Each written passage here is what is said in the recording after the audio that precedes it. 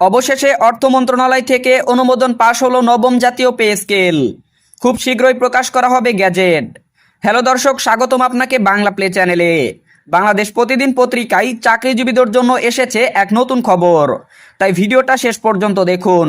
আর এখনই ভিডিওতে একটা লাইক দিন এবং চ্যানেলটি সাবস্ক্রাইব করুন চাকরিজীবীদের সকল খবর সবার আগে পেতে। আর হ্যাঁ, আপনারা কে কোন জেলা বা উপজেলা থেকে দেখছেন তা অবশ্যই কমেন্ট করে আমাদের জানিয়ে দিবেন। আর আজকের ভিডিও লাইক টার্গেট দিয়েছি আমরা 500, তাই অবশ্যই ভিডিওতে একটা করে লাইক দিয়ে দিবেন। অবশেষে সরকারি চাকরিজীবীদের দীর্ঘদিনের প্রতীক্ষার অবসান ঘটল। বহু আলোচনার পর অর্থ মন্ত্রণালয়ের অনুমোদন পাওয়া গেছে এবং 12টি গ্রেডে নবম জাতীয় পে স্কেল চূড়ান্তভাবে বাস্তবায়নের সিদ্ধান্ত নেওয়া হয়েছে। দীর্ঘ সময় ধরে সরকারি চাকরিজীবীরা বেতন বৃদ্ধির জন্য আন্দোলন চালিয়ে আসছিলেন। তাদের এই আন্দোলনের ফলেই প্রধান উপদেষ্টা দ্রুত পদক্ষেপ নিয়ে নবম পে স্কেল গঠন করেন।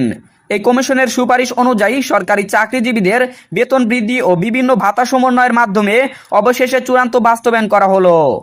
অর্থ মন্ত্রণালয়ের সর্বশেষ সিদ্ধান্ত অনুযায়ী 2025-26 অর্থ বছরের বাজেটের মধ্যে নবম পে স্কেলের জন্য বিশেষ বরাদ্দ রাখা হয়েছে। এই বাজেট থেকেই সরকারি কর্মচারীদের ন্যায্য অধিকার ফিরিয়ে দেওয়ার আশ্বাস দেওয়া হয়েছে।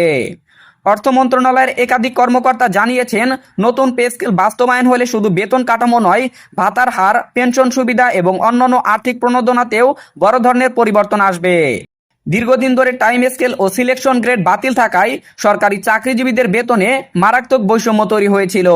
এই সমস্যার সমাধান হিসেবে অন্তর্বর্তীকালীন সরকার নতুন সিদ্ধান্ত নিয়েছে।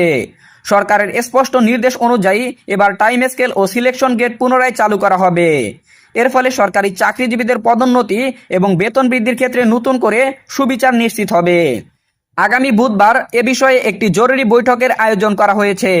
বৈঠকটিতে অর্থ মন্ত্রণালয়, পে কমিশন, জনপ্রশাসন মন্ত্রণালয় এবং প্রধান উপদেষ্টার কার্যালয়ের শীর্ষ কর্মকর্তারা উপস্থিত থাকবেন। বৈঠকের মূল লক্ষ্য হচ্ছে নবম পে স্কেলের চূড়ান্ত বাস্তবায়ন খসড়া অনুমোদন করা, চাকরিজীবীদের জীবনমান উন্নয়ন, বেতন বৈষম্য দূরকরণ এবং বর্তমান বাজার পরিস্থিতির সঙ্গে সামঞ্জস্য রেখে একটি টেকসই বেতন কাঠামো তৈরির এই বৈঠকের প্রধান আলোচ্য বিষয়। পে কমিশন এবং প্রধান উপদেষ্টার নির্দেশেই এবারের প্রক্রিয়াটি দ্রুততার সঙ্গে এগিয়ে নেওয়া হয়েছে। গত কয়েক সপ্তাহ ধরে ধারাবাহিক বৈঠক, প্রস্তাবনা ও পর্যালোচনার মাধ্যমে নবম পে স্কেলের খসড়া ঘোষণা প্রায় চূড়ান্ত করা হয়েছে। পূর্ববর্তী সরকারের আমলে টাইম স্কেল ও সিলেকশন গ্রেড বাতিল করার ফলে সরকারি চাকরিজীবীদের দীর্ঘদিন ধরে বেতন বৈষম্যের শিকার হতে হয়েছে। ফলে তারা নিয়মিতভাবে সরকারের কাছে আবেদন করে আসছিলেন যেন নতুন পে স্কেল কার্যকর করে তাদের ন্যায্য দাবি পূরণ করা হয়। অন্তর্বর্তীকালীন সরকারের নির্দেশনায় আগামী বুধবারের বৈঠকে চূড়ান্ত অনুমোদন দেওয়ার পর নবম পে স্কেলের পূর্ণাঙ্গ গ্যাজেট প্রকাশ করা হবে। এর মাধ্যমে স্পষ্টভাবে জানানো হবে কোন গ্রেডে কত বেতন বৃদ্ধি হচ্ছে, ভাতার কাঠামো কিভাবে পরিবর্তন হচ্ছে এবং কোন পদগুলো টাইম স্কেল ও সিলেকশন গ্রেডের সুবিধা পাবে। বিশ্বস্ত সূত্রে জানা গেছে, সর্বনিম্ন থেকে সর্বোচ্চ গ্রেড পর্যন্ত বেতন কাঠামোর নতুন বিন্যাস করা হয়েছে। এমনভাবে গ্রেডগুলো নির্ধারণ করা হয়েছে যাতে কোনো ধরনের বৈষম্য না থাকে এবং সব স্তরের চাকরিজীবীরা সমানভাবে উপকৃত হন। এর পাশাপাশি ভাতার কাঠামোতেও আনা হয়েছে উল্লেখযোগ্য পরিবর্তন। হাউস রেন্ট, চিকিৎসা ভাতা, শিক্ষা ভাতা এবং যাতায়াত খাতে নতুন সুবিধা যোগ হতে পারে বলে ধারণা করা হচ্ছে। অর্থ মন্ত্রণালয়ের এক সিনিয়র কর্মকর্তা জানিয়েছেন, নতুন বেতন কাঠামো কার্যকর হলে সরকারি চাকরিজীবীদের আয়ে একটি বড় ধরনের পরিবর্তন আসবে।